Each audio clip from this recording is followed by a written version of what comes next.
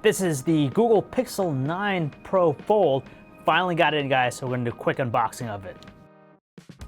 Nice silhouette, Pixel 9 Pro Fold. Not thrilled about the name change, but okay. Specs, nice.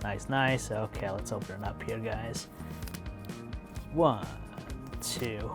Now let's see. Oh God, I hate how they did it this time. Like, you see these? You see these markers here, the sticky, the tape? It's not lined up correctly. So now I gotta do this. I gotta do this too. Pull it off a little bit, and then slowly slide it off like this. There we go. Okay. Move that out. Let's open this guy up. A box within the box. Lovely. There we go. Okay. I guess you pull this tab up here like that. Okay, let's put that down. Here we go. Okay, camera's exposed. I guess I lift it up this way. Open up this way, and look at that. It looks like we got the porcelain. Porcelain. White. Can't go wrong with white, right? Okay, I'll turn this on for a second. There we go. Let's put that down to the side here. See what else we got in the box. So, of course, you got your USB-C cable, typical. And then looks like we have some support guide right there. All the useful, not really useful. And then your SIM ejector tool, if you don't have one already. Now, even though it has the tool there, it does support eSIM, so you could activate it right away.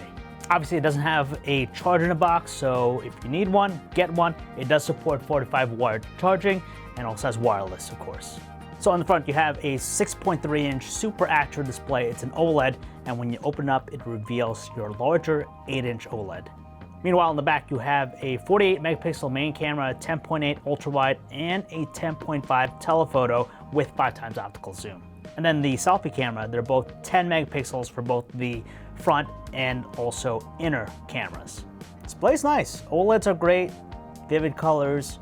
And having checked out the Pixel Fold last year, the big thing for me here is just the bezel.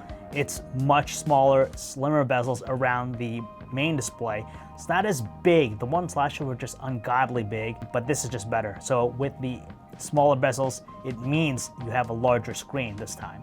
And it's also just feels lighter too. For some odd reason, the Pixel Fold last year just felt really heavy, but this is just lighter. It's not quite the world's thinnest foldable, but it's up there, but a lot better than last year's. And just for size reference, here are the two Pixel foldables, and you could tell right away just a different aspect ratio, especially the new one. It's a little bit longer, but also narrower, and as a result, if you look at the original Pixel Fold, it had almost a rectangular shape when you open it up, versus this time, it's more square. And I could feel right away, it's just lighter. And also the crease. The crease is not as prominent, so at least they did better with the hinge. Okay, let's take a look at the case. I know they had some fancy colors when I first checked it out. Let's hope that's the case here. Here we go. No, it's bland porcelain. White on white, terrible contrast, but I guess if you're gonna buy an expensive phone, 1,800 bucks, it's worth getting case, at least for protection. God. Don't get me started. Oh wait. Okay. Looks like we just do that.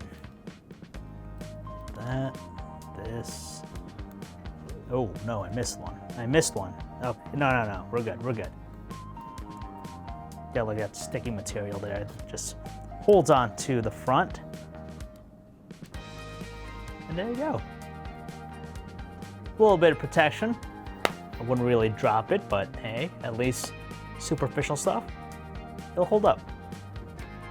With that in mind, make sure to keep your eye out on our buy or skip video. Also, our upcoming photo shootout against the Galaxy Z Fold 6. If you guys want to learn more, check out our website. And also follow us on social at TimesGuide. I'm John V, and I'll see you in my next video.